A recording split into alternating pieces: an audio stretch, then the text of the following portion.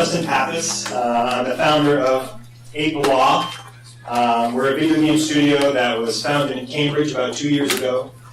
We exist to explore and experiment with games as the next great storytelling medium. I was the creative director on our first game, AlbinoLullaby, which Jack is setting up here now. AlbinoLullaby is a first-person horror adventure with no jump scares and no gore. We just released on Steam on September 15th, and it's getting a pretty interesting response. It's more about the atmosphere, the suspense, the tension, the grandchildren. I think Alfred Hitchcock said it best. I think he said something along the lines of, no nightmare is scarier than that which is going on in our own mind. So what we do with AlbinoLullaby is we try to give players some food for their imagination, to sort of let them speculate on what they're seeing and hopefully fill in the blanks with their own fears and horrors. Jack's just getting it started up here. We'll show you a quick little demo. One thing that's special about AlbinoLullaby is that we built it from the ground up pretty much to work in VR. So it's a full game experience in VR. We have it running now on the Oculus Rift.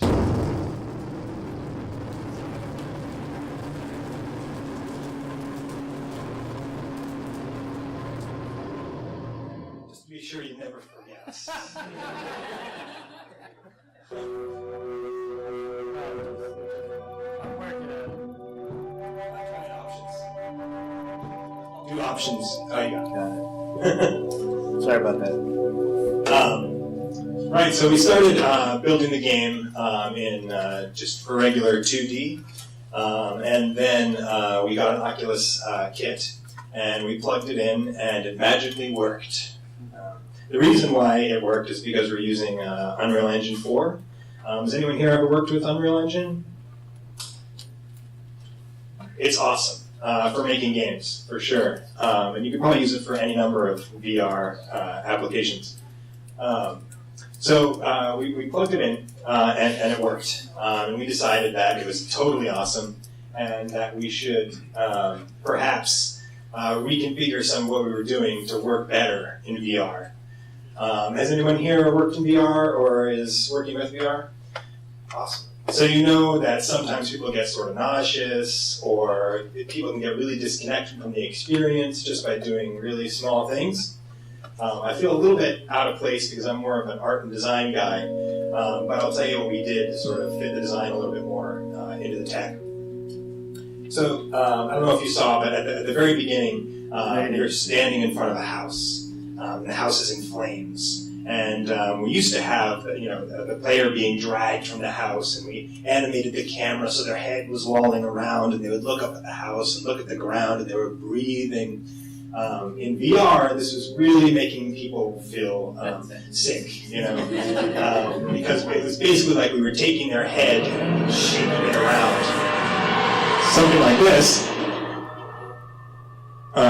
Was really difficult to handle in VR if we were also controlling your camera. People just didn't make it past the introduction. So the first thing we had to do was free up the camera. And that was really scary for us because we were afraid people would miss things. But we found out that people are appreciating the freedom to miss things more so than if we direct them to see every little thing that we're asking them to see. We were lucky because a lot of our design philosophies lined up with VR from the very beginning. So like full player-controlled pacing, no cutscenes. We don't have extensive reading that the player has to do. All the player has to really do to understand the story in AlbinoLullaby is look around, right? So the environment is our main character. We try to put the details of what's happening in the story and what might have happened in this place in the past in the environment. So here you can see, the player has discovered a sign that says all prisoners must be fully sedated. So just by looking around, they've learned that they're a prisoner and that they should be sedated, but they're not, right? And we hope that these sort of questions and this desire to discover things about the environment is what's going to drive players through the story. So I hope I gave you a good overview of what AlbinoLullaby is all about. Anybody have any questions about that? Or what it was like working in VR? Where can I buy it? Oh, it's on Steam. Just search AlbinoLullaby. It's the first of 3 episodes. They're all planned out. We just released in parts so that we could keep the studio running as we developed. You said it was compatible with the Oculus. I was wondering if you had plans to release it for the Gear VR. We'd love to. We're not specifically in talks with Gear. We're in talks with a couple of other mobile VR companies, but it's difficult because I think with Oculus, what they're looking for release for games on their system is 90 frames a second. So we already have to sort of crunch the game down and optimize a lot just to get that running perfectly for Oculus release. Right now, I mean, it runs in the dev kit, but for that commercial release, they want 90 frames. So for a phone, we have to crunch it down even more, and we're still just working on getting it working perfectly on the Oculus. Any other questions? What are the economics of producing your first install? Roughly. It's tough to say. It was mostly self-funded. I've worked on other projects in the past that have done pretty well. Most of my employees are actually working for a percent. So I got about 6 talented friends together, and I said, let's make this happen. And I can't pay you now, but you can have a percent of the royalties at the end for a lifetime. So I built out a gray box of the first episode so you could play from the beginning to end in a gray box. And I presented that to them to sort of show them that I had something going. And I guess they believed enough in the project to work for me for 2 years without getting paid. Any other questions? How do you have a horror? How do you have horror without gore and jump scares? And how has that been for you to distinguish yourself that way? It's worked really well. A lot of people are really intrigued. And how do we have horror without jump scares and gore? I'm not telling.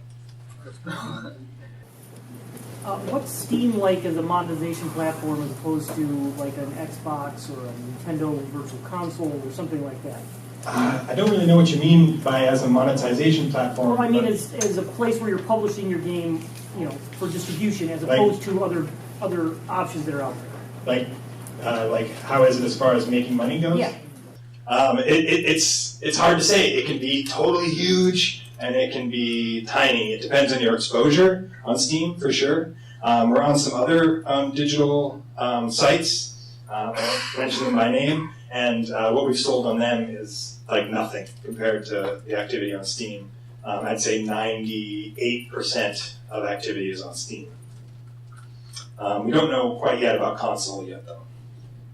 This reminds me kind of as a fun combination of like Half-Life and Risk in terms of, you know what I mean? Is that kind of, does it say that way? As Risk? No, Half-Life and Myst. Myst, yes, absolutely. I'm a huge fan of Half-Life. Their level design is impeccable, and Myst is probably why I make games. What I love about Myst is that they thrust you into this weird world, and it's up to you to sort of figure out where you are, how you got there, how you're going to get out, what this world is about, if you're even dealing with puzzles or if things just don't make sense in general.